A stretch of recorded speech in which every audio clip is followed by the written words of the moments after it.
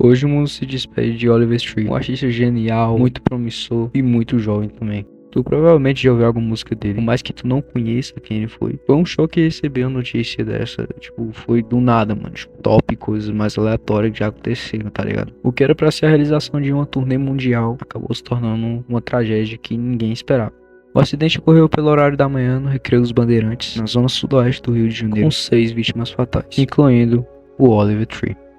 Bom, a vinda do Oliver ao Brasil foi recebida principalmente aí pelo Break. Se tu conhece ele, tu segue ele, provavelmente tu viu alguma foto ou vídeo que ele postou com o Oliver. A vinda do Oliver ao Brasil gerou muito conteúdo para ambos, né? O Oliver tava ali postando vários conteúdos aqui no Brasil e o Break também fazendo o mesmo. O Oliver veio pro Brasil na intenção de se conectar com os brasileiros. Ele falava que os brasileiros têm uma energia muito parecida com a dele. Inclusive, eu ia estar no helicóptero hoje, nesse acidente. Eu fui convidado, só não pude ir porque eu tinha um compromisso que já estava marcado. Mas eu tô com ele esses dias no Rio, tô acompanhando ele, tô levando ele para conhecer os lugares no Rio. Eu tive a oportunidade de trazer ele em alguns pontos turísticos do Rio, de gravar conteúdo com ele. Além do Oliver, tinha um amigo meu, Lucas, que estava no acidente, que ele que me apresentou o Oliver. O Oliver tinha um coração gigante, extremamente talentoso, extremamente focado, determinado. Chega. Vamos estar em casa. Fala, Lucas. Tamo junto, porra. Eu acredito que não tá sendo um momento nada fácil aí pro Break. Imagina você perder 2 amigos de uma vez em um acidente tão trágico como esse. Dentro do helicóptero também tava o youtuber Gasp. Eu não conhecia antes, né? Não tinha ouvido falar ainda. Mas pelo que eu vi, ele é bem famoso na Argentina. Neymar!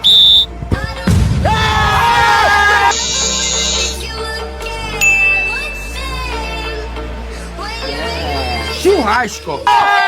Gabriel! 2 contra 4, bro! Yeah! Brasil campeão!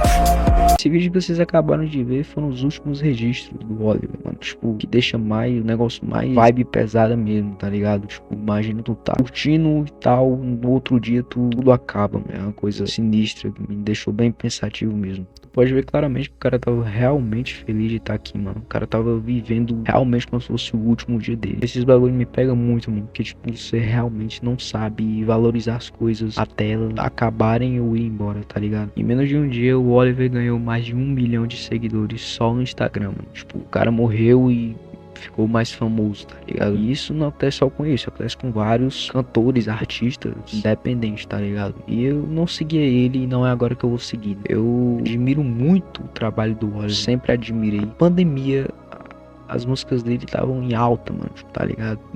Muito difícil tu não saber a música desse maluco. E realmente é assustador como as pessoas só valorizam quando as outras vão embora ou quando algo acaba, né? Quando algo chega ao fim. O cara não tá aqui mais pra ver, né? Tanto seguidor que ele ganhou. E quanto as músicas dele vão ser ouvidas daqui pra frente, né? Eu tenho certeza que as músicas dele vão gerar muito streams, muito. Tipo, é o que acontece com todo artista falecido, né? É inevitável isso. Eu separei e traduzi esse trecho aqui de uma entrevista do canal Smoke Like com o Oliver Tree, porque eu achei bem interessante de mostrar pra vocês. One thing that I notice in your music videos is this imagery of you falling to your death. Is there anywhere that comes from? Does that represent anything? Because in my childhood, I had a lot of nightmares where I was always falling to my death, and like I'd wake up right when I hit the ground, falling off your the body slide. jolts Yeah, too? I'd wake up. I get those still. I feel like that imagery. There's something about it that's like eerie but nostalgic at the same time. I don't know. Is this like a common thing that you I've dealt explored death a lot, especially in the first album. I explored death heavily because I think ultimately that's why people go to religion and a lot of different things. It's like, what happens after life?